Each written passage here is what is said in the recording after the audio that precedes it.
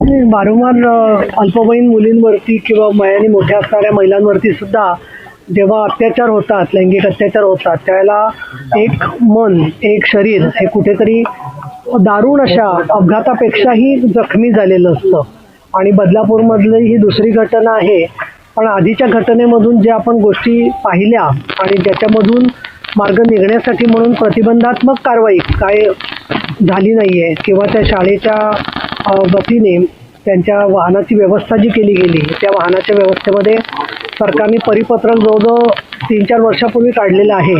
माजी सन्माननीय प्रताप सरनाईक तसंच एकनाथजी शिंदे यांच्याशी पण याबाबतीत चर्चा झालेली आहे की त्यामध्ये महिला परिचर जर का असती, महिला तिथे सेवा करणारी आहे, तर छोट्या मुलीला त्यांना हात लावायचीच हिंमत झाली नसती. त्याच दिवशी नेमकी ती अनुपस्थित होती आणि त्याच दिवशी या आरोपींनी हे कृत्य केलेलं आहे. तर त्याला कडक कारवाई तर करण्याच्या संदर्भामध्ये मी बोललेलीच आहे. परंतु मी त्यांना 3 गोष्टी सांगितल्या आहेत इथल्या पोलिसांना, बदलापूरच्या आणि ठाण्याच्या सुद्धा पोलीस आयुक्तांना मी हेच कळवणार आहे. एक म्हणजे महिला दक्षता समित्या ज्या सर्वपक्षीय स्वरूपाचं काम करणारे असतात, त्याच्यामध्ये निवृत्त शिक्षिका आहेत, डॉक्टर्स आहेत, सामाजिक कार्यकर्ते आहेत, या सगळ्यांना बरोबर घेऊन समाजाचा सहभाग वाढवण्यासाठी त्यांना सक्रिय केलं पाहिजे. तर त्यांची बऱ्याच दिवसात मीटिंग झालेली नाही असं इथल्या माझ्या परिचयातल्या शिवसेना महिला आघाडीच्या कार्यकर्त्यांनी सांगितलं. तर ते निर्देश मी दिलेले आहेत. त्याचबरोबर या घटनेमध्ये जामीन मिळता कामा नये आरोपीला, ही गोष्ट आहे. तिसरं, ज्या बाकीच्या प्ले स्कूलच्या शाळा आहेत तर त्या कुठल्या विभागाकडे हे स्पष्ट नसल्यामुळे ते फक्त गुमास्ता लायसन्स काढतात आणि त्याच्यानंतर त्या शाळा चालवतात.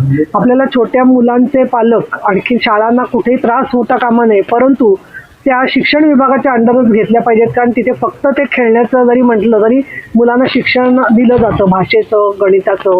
आणि या दृष्टीने मी दादाजी भुसे यांच्याशी बोलणार आहे की एकूणच धोरणात्मकच निर्णय घेतला गेला पाहिजे की या प्ले स्कूल्समध्ये सुद्धा जाण्या येण्याची व्यवस्था, तिथेच असणाऱ्या शिक्षक शिक्षिकांना गुड टच बॅड टचची माहिती आणि तिथे आमची चिमुकली बाळं कशी सुरक्षित राहतील हे सुद्धा बघण्यासाठी जसा बाकीच्या शाळांमध्ये मोठा कार्यक्रमसाठी सावित्री समितीसारखा घेतलेला आहे, तर तो घेणं आवश्यक आहे. यामध्ये शाळेच्याकडून हलगर्जीपणा जरूर झालेला आहे की त्यांनी बाहेर ती आउटसोर्स केलेली आहे गाडी. त्यांची स्वतःचीच असती परिचर आणि स्वतःचा स्टाफ असता तर त्यांना अधिक त्याच्यावरती नियंत्रण ठेवणं शक्य झालं असतं. त्यामुळे माझी शाळांना पण विनंती आहे, ज्या ज्या लोकांच्या मार्फत हे सगळं कळतंय त्यांना, की प्रत्येक शाळेमध्ये जी वाहनं वापरली जात आहेत त्या वाहनातल्या ड्रायव्हर्सचं किती त्यांना त्रास झाला तरी 20 असो वाहनं, 15 असो, 25 असो, त्यांची दर महिन्यातून एकदा त्यांचे वेंडर्स आणि त्यांचे स्वतःचे ड्रायव्हर्स असतील तर त्यांच्याबरोबर त्यांची तपासणी पण होणं गरजेचं आहे. विशेषतः व्यसनाधीनता किंवा चुकीच्या पद्धतीचे आरोप त्यांच्यावरती असणे, जुने गुन्हेगार काही वेळेला परत त्याच कामामध्ये आलेले असतात, तर त्यांची कॅरेक्टर सर्टिफिकेटसुद्धा तपासून घेणं शाळांनी फार आवश्यक आहे. आणि त्याच्यात PTA म्हणजे पेरेंट टीचर्स कमिट्यांच्या सुद्धा लोकांनी एक कुठेतरी सहभागी व्हावं.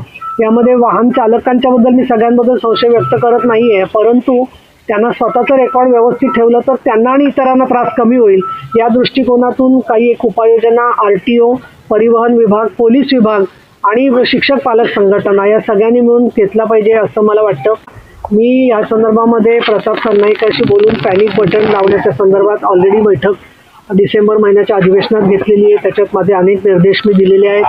आणि रेल्वे स्टेशन्स अवला सुद्धा हद्दीचा प्रॉब्लेम असा होतो की चोराचा पाठलाग रेल्वे पोलीस फक्त स्वतःच्या हद्दीत करू शकतात, नंतर ते हद्द तोडून पळून जातात.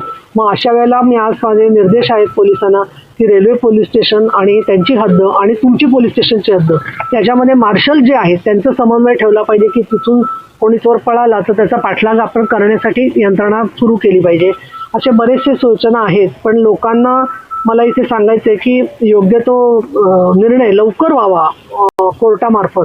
आणि या दृष्टिकोनातून मुलीच्या कुटुंबाचं समुपदेशन करणं, त्याचबरोबर मुलीचं शिक्षण चालू राहील या दृष्टिकोनातून जे काही शिक्षण विभागाला सहकार्य करता येईल हे करणं, हे सगळं आम्ही विधान परिषदेची उपसभापती आणि शिवसेनेची नेता म्हणून करणारे माननीय शिंदे साहेबांशी बोलणं झालेले. त्यांनी सांगितले आपण चांगल्या प्रकारे या कुटुंबाच्या पाठीमागे उभं राहू.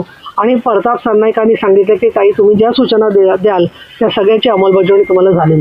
या संदर्भामध्ये त्यांचे जे सचिव आहेत विवेक भीमनवार हे आधीच्या मीटिंगला माझ्या आले होते.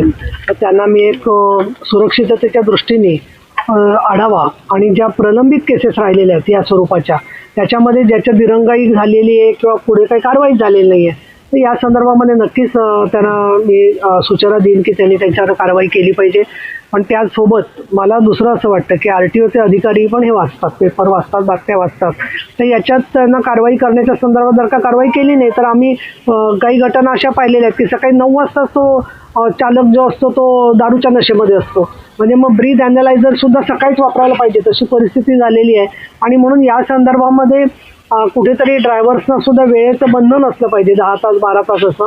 आणि बाकीचे जे लोक आहेत अशा पद्धतीचे ज्याला रेकॉर्डेड अशा पद्धतीने गुन्हे करणारे जे लोक आहेत त्यांनी वारंवार गुन्हे करून ते लपतायत या सगळ्या शीलच्या खाली, त्याच्याबद्दल ही व्हेंडर्सची म्हणजे ज्या ट्रॅव्हल एजन्सीज आहेत त्या सुद्धा मालकांची जबाबदारी की त्यांनी त्याच प्रकारे पडताळणी केल्याशिवाय त्यांना कुठेही कामावर ठेवता कामा नये असं मला वाटतं. त्याच्यासाठी शासन नसतं. मला आमच्या महिला आघाडीच्या युवा कार्यकर्त्यांनी सांगितलं की याची एक वेबसाईट पण करण्यात आली होती परंतु ती बंद पडलेली आहे. तर याबद्दल काय झालं आहे ते मी हा संपूर्णपणे धोरणात्मक प्रश्न आहे.